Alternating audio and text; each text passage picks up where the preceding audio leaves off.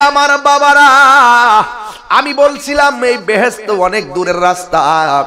বেহেশতে যাওয়ার আগে কবর আছে, কবরের পরে হাসর আছে, হাসরের পরে মিজানের পাল্লা আছে, এরপরে পুলসিরাত আছে, তারপরে জান্নাত জাহান্নামের প্রশ্ন। কথা বলেন ঠিক কিনা? এই জন্য দুনিয়া মাজরাতুল আখিরাহ, দুনিয়াটা হলো আখিরাতের কৃষিক্ষেত। এখানে আলো লাগাইলে আলো আসবে, ধান লাগাইলে ঘরে ধান আসবে। আর আখিরাতের ব্যাপারটা আলো আর ভুট্টার মতো নয়। এই দুনিয়ায় ভালো কাজ করলে হাসরের ময়দানে ভালোটা পাবেন। আমার নবী, আপনার নবী বলেছেন, একটা মানুষের জীবনে দুইটা কিয়ামত হবে। এর মধ্যে একটা কিয়ামত হলো যখন রহমত পরে ঘরের মধ্যে আজরাইল চলে আসবে। এই সময়টা সে বুঝবে কেমন কিয়ামত। এমন একটা কিয়ামত হবে রে, আজরাইলকে দেখা মাত্র, আল্লাহু আকবার না কেন, আল্লাহকে দেখা মাত্র রগগুলা টাস টাস করে ছিঁড়ে যাবে। সে বুঝবে মরণটা কত কঠিন। তার পাশে মা বাবা বসে থাকলে তারা বুঝবে না। এ বুঝবে একমাত্র যার সামনে আজরাইল আসছে, সাকরাতুল মউতের কষ্ট, সে বুঝবে কেমন কষ্ট। এছাড়া কেউ বুঝতে পারে না রে। একমাত্র মরণের ঘাটে যে থাকে সে জানে কত কঠিন। এই জন্য আমার নবী বলেন, ওই সময়টা একটা কিয়ামত। এটা হলো ব্যক্তিগত কিয়ামত। এরপরে একদিন পৃথিবীটা লয় হয়ে যাবে, একদিন পৃথিবীটা নিঃশেষ হয়ে যাবে। এটা হলো সমষ্টিগত কিয়ামত। কুল্লু মান আলাইহা ফান ওয়া ইয়াবকা ওয়াজহু রাব্বিকা যুল জালালি ওয়াল ইকরাম।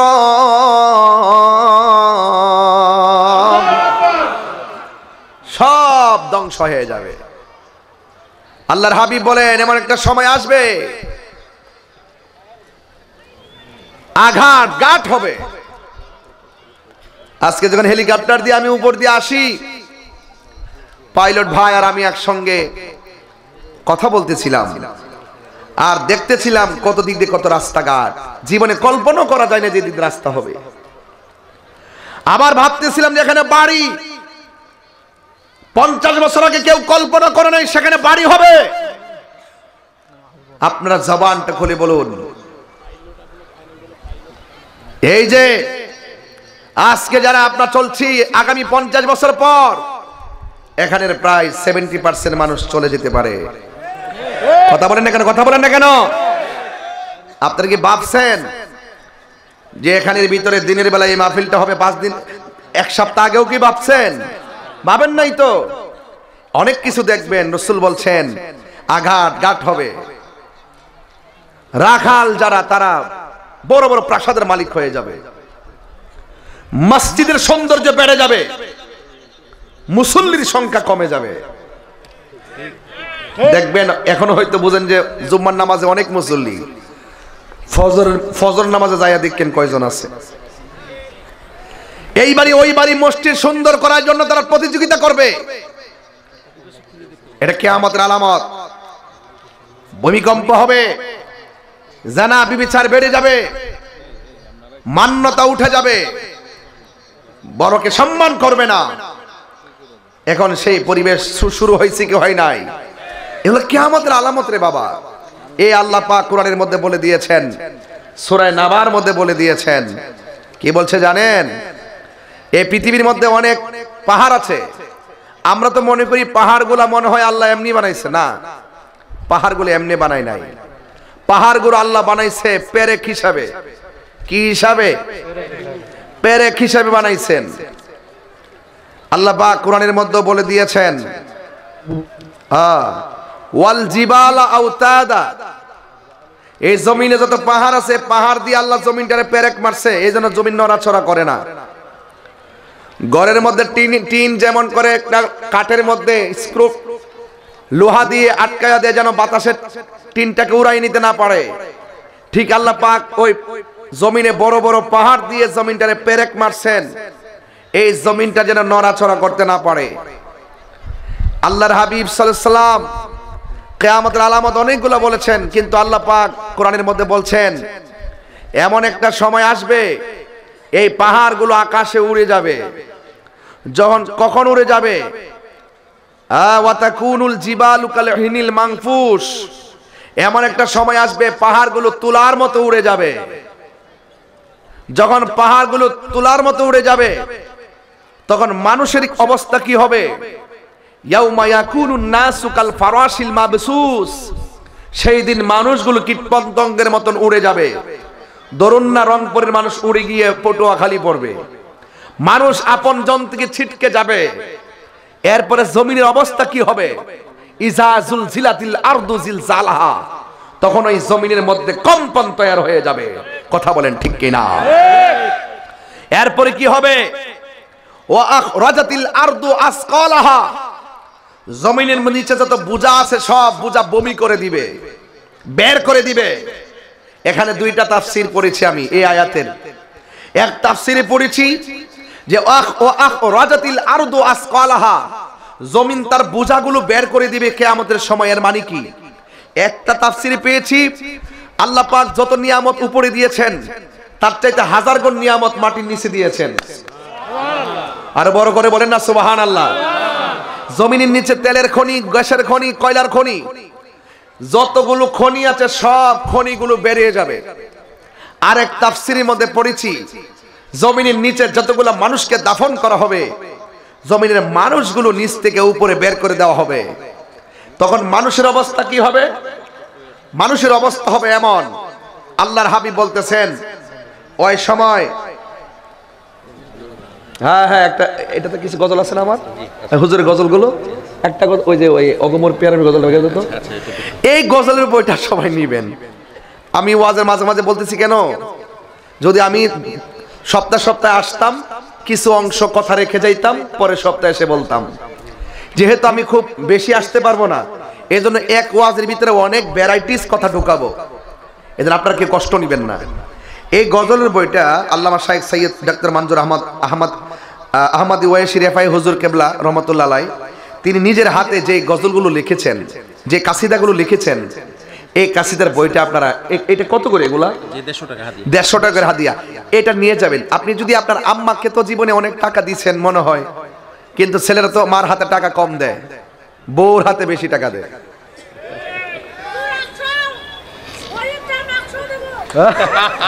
100 দিবা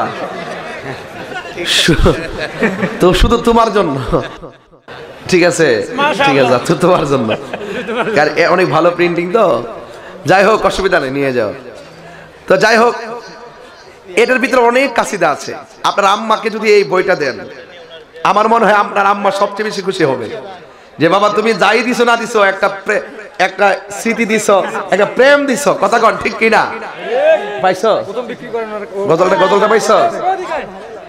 গজলটা বের করে দিন, আমি বলতে হবে গজলটা, এটা আমার খুব প্রিয় গজল, ছাত্র জীবনের গজল। মনে না মারহাবা? ছাত্র জীবনে এই গজলটা গাইতাম। মারহাবা গান।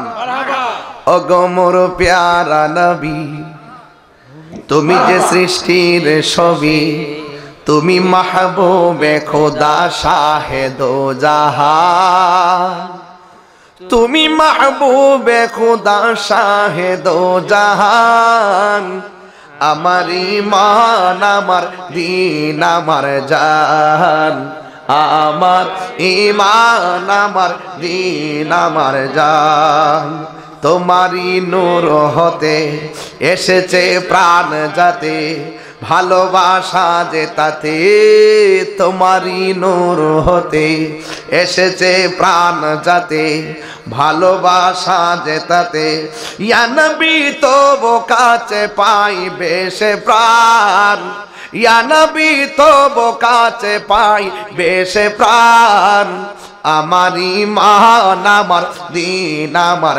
জান, আমার ঈমান আমার দ্বীন আমার জান। আসল কথা বলবো, নূরে মুজাসসাম তুমি, রহমতে আলম তুমি, নবী আদম তুমি, নূরে মুজাসসাম তুমি, রহমতে আলম তুমি, নবী আদম তুমি, তুমি উম্মতের জান, তুমি উম্মতের জান, আমার ঈমান আমার দিন আমার জান, আমার ঈমান আমার দিন আমার জান, ভালো যে বাসো তুমি। সুবহানাল্লাহ কয় না রে, আরে বড় করে বলেন না সুবহানাল্লাহ কয় না। ভালো যে বাসো তুমি, মরণের পাশে তুমি, কবরে আসো তুমি, ভালো যে বাসো তুমি, মরণের পাশে তুমি, কবরে আসো তুমি, তোমারই ভালোবাসা মুমিনের ঈমান, তোমারই ভালোবাসা মুমিনের ঈমান, আমার ঈমান আমার দিন আমার জান, আমার ঈমান আমার দিন আমার জান।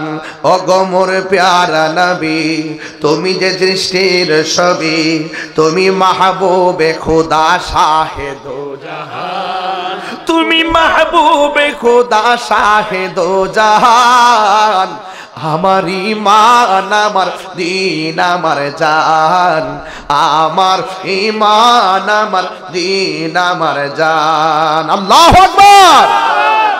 আমার যুবক ভাইয়েরা যারা আছেন ওই যে ব্যাগগুলো নিয়ে নিয়ে ঘুরবেন একটু পরে পরে, কেন জানেন?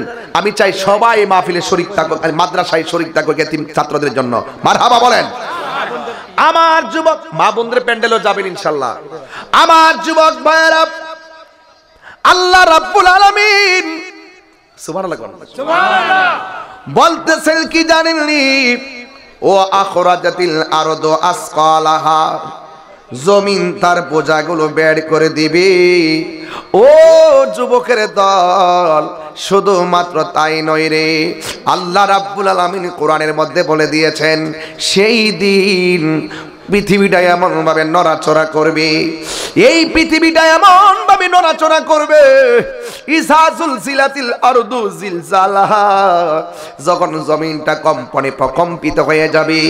আমার নবীর এই কম্পনটা বুঝাইতে যাইয়া আমার নবী বলেছেন ওই দিন পৃথিবীটা এমন ভাবে কম্পন দিবে, ওই মুহূর্তে কিছু কিছু মহিলা 3 মাসের গর্ভবতী থাকতে পারে, ওই সময় কিছু কিছু মহিলা 5 মাসের গর্ভবতী, 6 মাসের গর্ভবতী, 7 মাসের গর্ভবতী।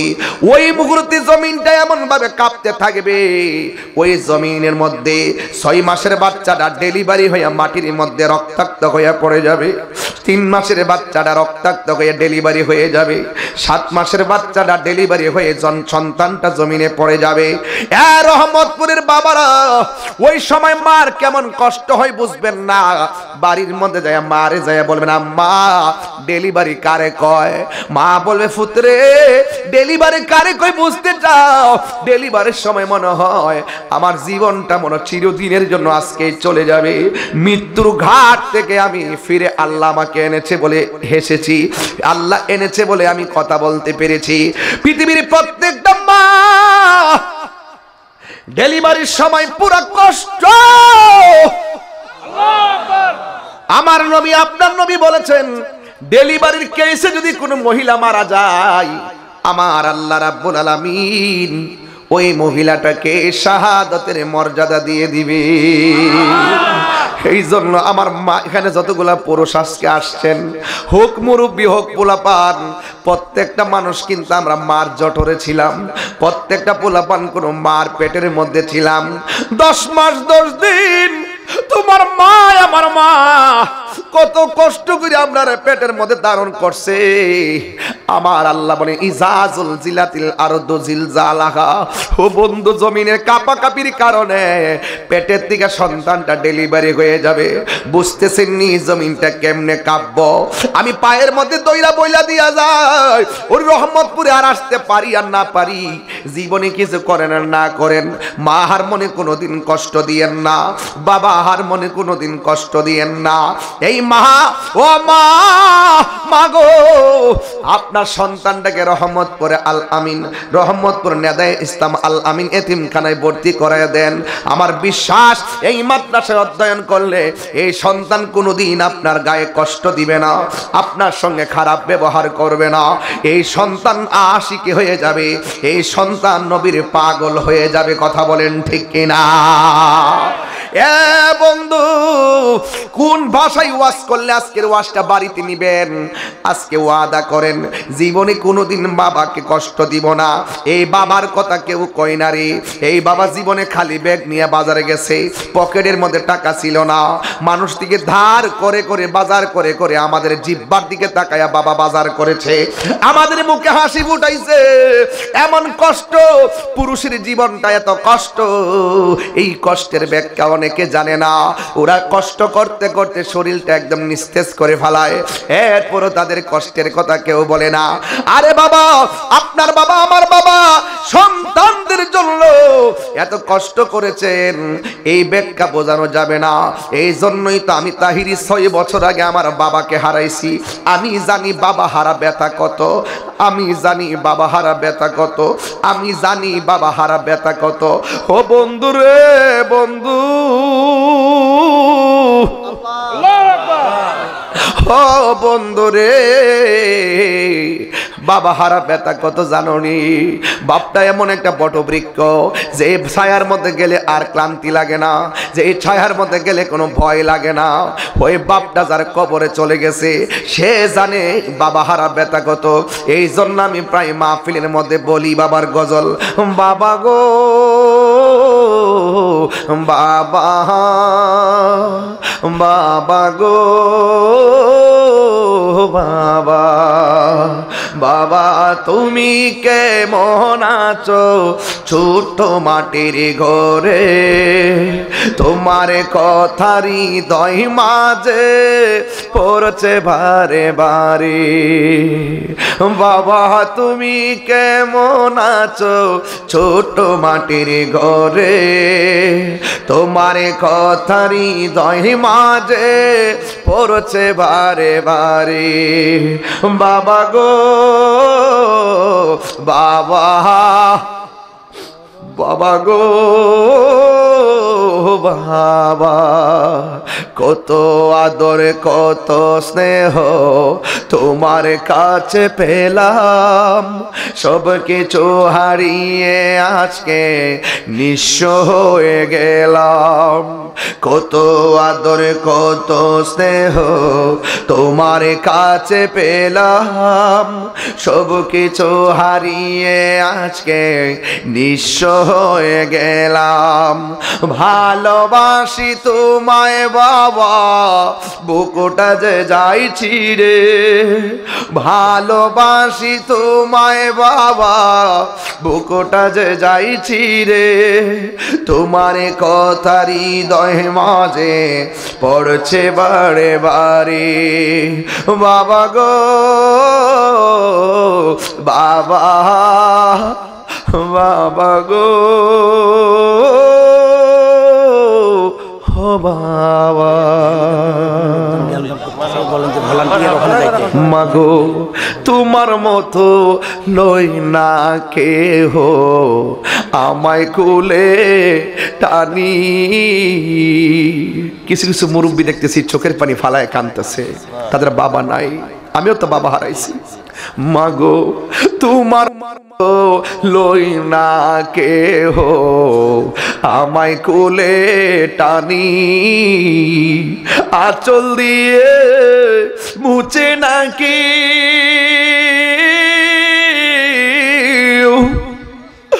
আঁচল দিয়ে মুছে নাকি আমার চোখের পানি। হায়রে মা জননী আমার, হায়রে মা জননী মাগো, হায়রে মা জননী আমার, হায়রে মা জননী। আমি কেমন করে দেব মাটি,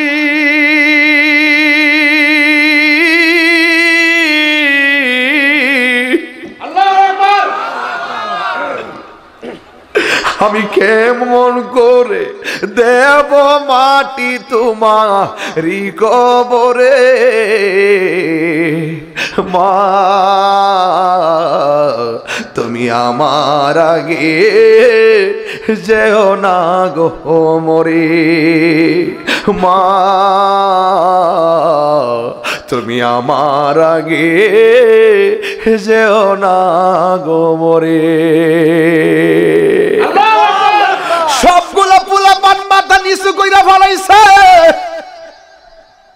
সবগুলা মুরব্বী লুঙ্গি দিয়া পানিগুলা মুছতেছে। কেন জানেননি? একটা মাত্র কারণে।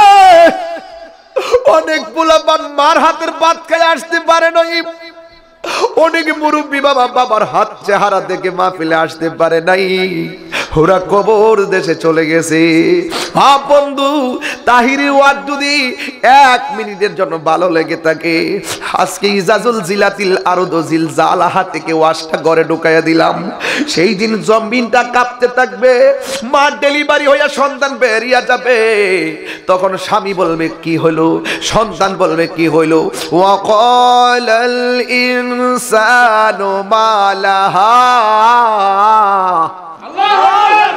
বলবে কি হইল কি হইল কি হইল।